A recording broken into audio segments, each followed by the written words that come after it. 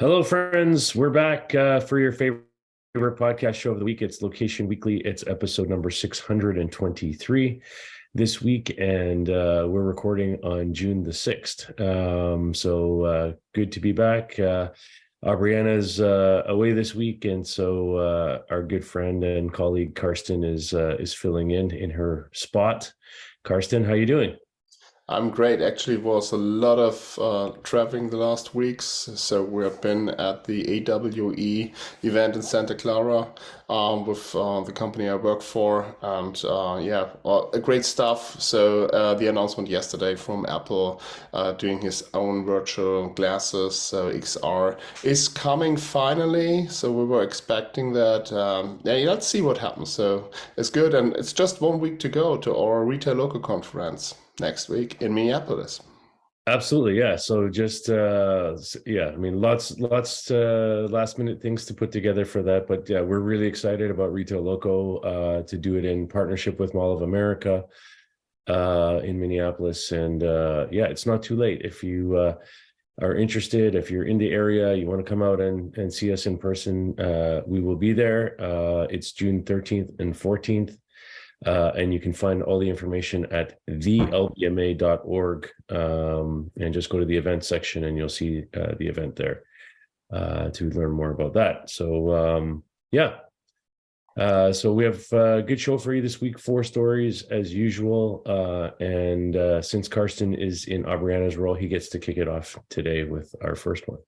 It's an honor. Thank you very much. Yeah, let's talk about Listrak. It's a marketing company that has introduced a new tool using AI technology. It's the AI assistant. The tool is generating AI technology from OpenAI, actually, so it will be ChatGPT in the back, to create text messages. So user can input a link into the tool and it will read content from the link page and generate relevant message suggestions. So the tool allows users to select a tone of voice for the messages and add unique prompts. And prompts is obviously things we have to talk on later. So what it really can do, it create also pictures out of the message. So it's able to read from the website the pictures that are mentioned in the website and put it into this famous format of MMS. So I don't know who is using that, but Ross Kramer, the CEO of Linkstat, says and believes that the tool will enable business to explore new creative territories and experiment with different messaging strategies. So text message obviously is back and still a big thing. We also have members doing this. So this is what it is about. But when it comes to the pros and cons, so first of all, efficiency is one of the things. So you can generate quick text messages, save marketers a lot of time to answer things and put together marketing content manually. Yeah. Personalization, it's easy to personalize because if you save money, you can also add, if you save time, you can also add additional information like from who is that message and personalize that. So efficiency again, and also multimedia interaction. So a bit concerning maybe the topics of the human touch. We're playing around a lot with OpenAI and ChatGPT 4 and the plugins and what we see there. Sometimes the results are kind of interesting, let's say this. So you have to work manually through that to make it look good. Yeah. And also when it comes to a question is if you want to roll out it for the whole company, so you have to depend on the technology and you have to be ensure that it's working. And we know all this field of AI and ChatGPT is very, very quick moving in terms of regulations. The governments are looking into that, so that's maybe some cons of that. So yeah, but this is the story. I'll see. What do you think about Yeah, this? I think it's very interesting. I would love to hear what our good buddy Ron, the texting king, is would say about something like this. But we'll see him next week at Retail Loco. But anyhow, I think this is a good sort of use case for OpenAI and ChatGPT type of technology. As you were describing the story, for me, what was going through my mind is thinking about a lot of the brands that, we've worked with over the years, and how they built sort of automated responses, for customer service, and primarily, using tools like Twitter and things like that early days. So like the airlines and these kinds of folks, people are going on there, when they have, cancellations or complaints, or, these kinds of things. And a lot of these brands had built these sort of, automated tools that would respond with messages, via Twitter or things like that. So, but to me, what's interesting about this is the opportunity for this to be, personalized, more specific, in those responses, and to do that over text messaging, I think is much more relevant in the way, we're communicating today. We all use text messaging, so I think that's And it's also, if it comes to the point of the chatbots, yeah, so we see what chatbots are generating, how hard it is to train them and bring it in the right order. exactly. If this can help to solve this problem, make it a bit more personalized, a bit more intelligent. And actually, I saw at EWE a demo version of a technology where you can ask the question and the answer is be immediately through voice come to you by using AI. So this is the first step in the right direction. So yeah, good questions, good answers at any channel. And there we are back in our topic of location based. So all media channels has to be played with. So, and text is one of it still. Absolutely. Yeah. All right. So on to our second story now. This is an interesting one, more of a sort of experimental project. But I came across this week in my reading, and it's a gentleman by the name of Bjorn Carmen has built a camera called Paragraphica. And it's a interesting kind of camera that blends location data and AI technology to visualize a photo of a specific place and moment. And this is not a camera like, we know cameras, or even, old school cameras, film-based cameras or anything like that. This is very interesting. It's essentially what the camera does. It has a screen on it, and it kind of picks up data from the location side of things and AI. So data about, the physical location, about the weather in the area, about the address, the temperature, the date and time, other points of interest in the area. And then it generates on a kind of screen that's on one side of the camera, a kind of text description of what it's come up with in terms of this visualization. And then from that, it then creates using AI an image that is, the representation of that text description that's combining, all of these elements together, to form this. So again, this is very experimental, but the idea, and I'll read you the language and how they describe it. They say, the camera is offering a way of experiencing the world around us, one that is not limited to visual perception alone. It provides deeper insight into the essence of a moment through the perspective of other intelligences. And so the idea here is they're trying to say, let's not only rely on our eyes, but let's bring, other data, other intelligences together to help us, create different visualizations, different sort of ways to understand what's happening around us. And so again, purely experimental. It's built on Raspberry Pi 4. It's got a touch screen integrated to it, and some other electronics and things that they've kind of put together to make this happen. It's got dials that you can kind of tune like a normal camera would. I found it very interesting, but essentially, like, it'll create a description like something like a midday photo taken at Cliffordstraat, Amsterdam. And the weather is partly cloudy and 18 degrees, and the day is, Wednesday, the 24th of May. And, there's nearby parking and a yoga studio. And then it basically AI generates an image of what that description, kind of means. Yeah, as opposed to what you would just see with the naked eye. So I don't know. Interesting. What are your thoughts, Karsten? First of all, so there are two things I want to mention. This is the other way around. So if you're playing with Midjourney and ChatGPT around and just writing a prompt to create one of these pictures, so the other way around is have this picture and create out of that the prompt, which you already described right now. So what it is, that's cool. And also, there was a company around from Austria, Wikitude. You remember those guys? Yeah, yeah, yeah. They were acquired by Qualcomm last year. So recently what they did is they linked the real world with web links. So obviously this is a big thing. So having the real world environment, say, right, additional content information on that place makes 100% sense. And if it's just filled in with the AI technology, writing a prompt gets more information out of it and open a wider range than just a link, what Wikitude can do or could do in that time. So you see a development in this side. So both is super interesting to write a prompt out of a picture, because that's literally what you explained right now. And the other way around is to get more information in the map around the surroundings from different sources. So I like this idea, really cool. Excellent.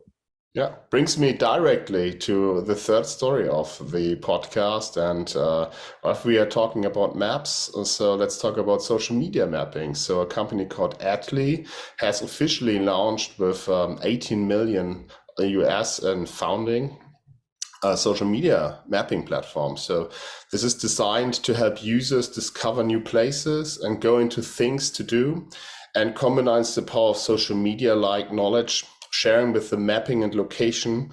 So that means at the end of the day, you can choose yourself in a map and choose yourself with people who have been on this map or can share their experience with you. And I'm not remembering the company who did that before, but we had this around, I think it's 8 years ago, but Asif, I'm pretty sure you know the company and the name of it.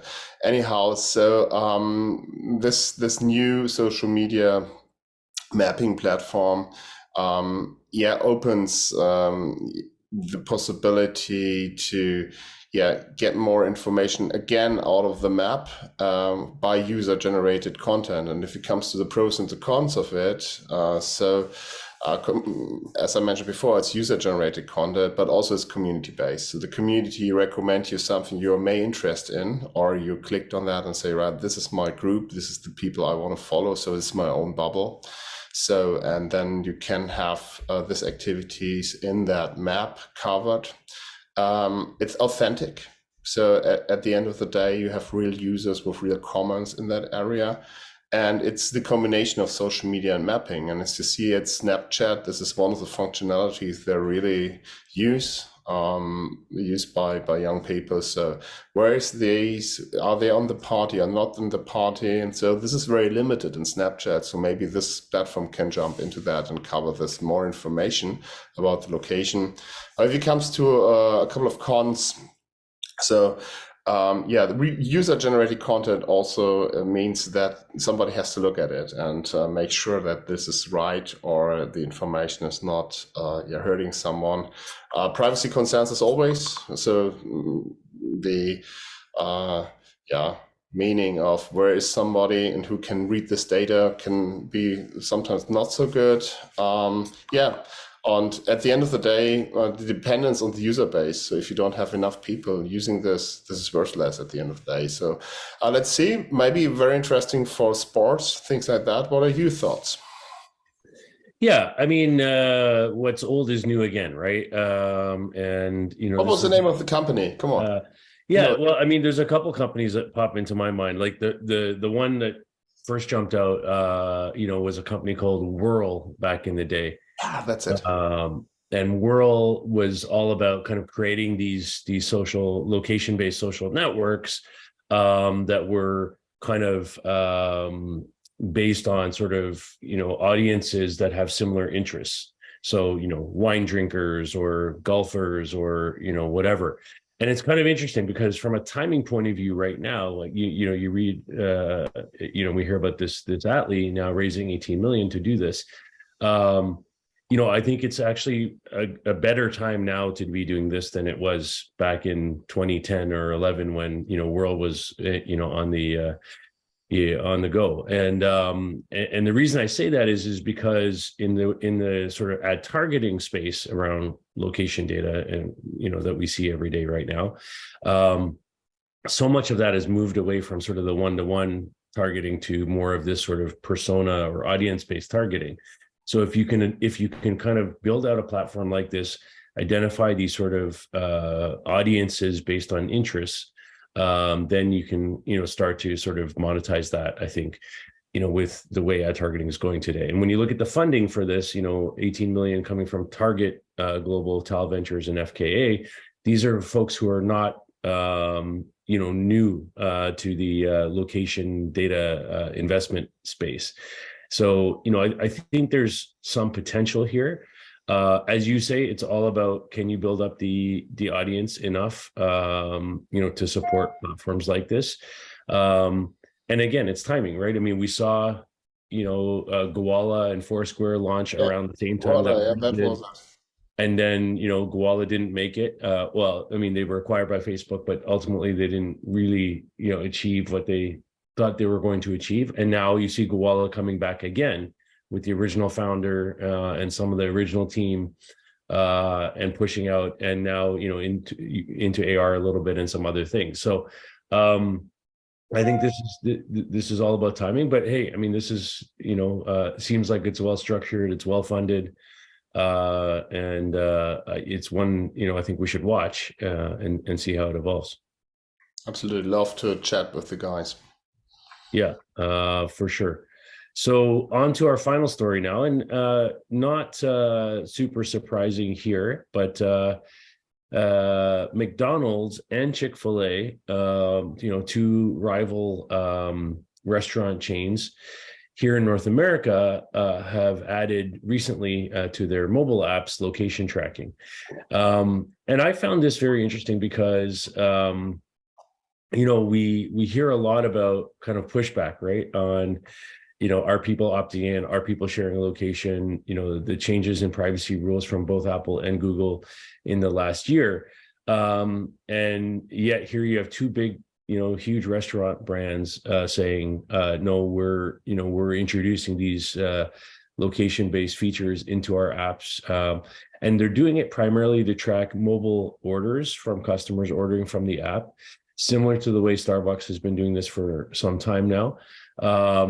With the idea being is that if you're sharing your location as you placed your order and you're on your way to pick up your order, then they can know how far you are. They can start to prepare it, and as you arrive, it's basically just in time, ready, hot, and good to go. So it's all about the timing of the mobile orders. Again, similar to how Starbucks operates, when you place an order through the Starbucks app. So McDonald's has a geofencing feature that is enabling this. They launched this back in March, and they're rolling out some new features around that. But for them, it's about optimizing when they start making your order, your food, so that it's hot and fresh just as you arrive to come pick it up. And Chick-fil-A is rolling this out over the course of the summer.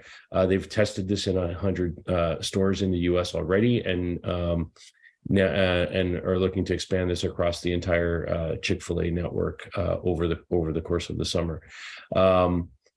And it's interesting because one of the stats I read in here is that they said that orders placed through the McDonald's app at an order kiosk in a restaurant or via delivery service make up 40% of sales in the first quarter alone this year. So that's a huge number, right? That are coming through digital channels of some sort, to then have be prepared in this way. So I think it makes sense for them, for these types of brands to be doing this. And we have next week at the Retail Loco, we have a restaurant panel that will be, I'm sure, talking about this kind of technology. And we have companies like Flyby, with their radar technology, radar. And Flyby, kind of, enabling these types of services. You have app SDKs, from companies like Blue Dot as well, that are powering these kinds of services. So, the location data piece is a huge part of kind of what's happening in the restaurant industry. Yeah, absolutely. So as you mentioned before, so it's a huge number. So before COVID, nobody expect that, but this is it came to stay, obviously. So this is what it is. And if it comes to partnerships that are using data, it's when those people are teaming up, there's something behind. They know what they do, and they know that you go to McDonald's, you also go to Chick-fil-A or to other chains. And this we see more and more in the restaurant industry, that they are aware nobody will eat the same food every day. So they gave 5 times a month to Chick-fil-A and 2 times to McDonald's or whatever. But this is what they know based on their data. And now if you combine that and make this data available for both parties, makes more sense, because then you can, beat against KFC or whatever the target is for Chick-fil-A, because this is the decision. I want to have chicken, I go to KFC or to Chick-fil-A, and not going to McDonald's, because you can have their chicken, but it's not what you want. Exactly. So that's it. That's our show for this week. 4 stories, a range of topics there. But you've been listening and watching episode number 623 of Location Weekly. Thank you so much for your time. If you have story ideas, reach out to us. We would love to include them in what we're doing. If you're in the Minneapolis area, would love to come next week, 13th, 14th, Retail Loco at Mall of America. We would love to see you there. Again, go to thelbma.org and click on the events tab, and you can learn more about that. We'll see you next week with another show live from Retail Loco, perhaps. So that's what it is. So we'll have a great week, everybody. Yeah, and we'll see you soon. Bye. Thank you. See you.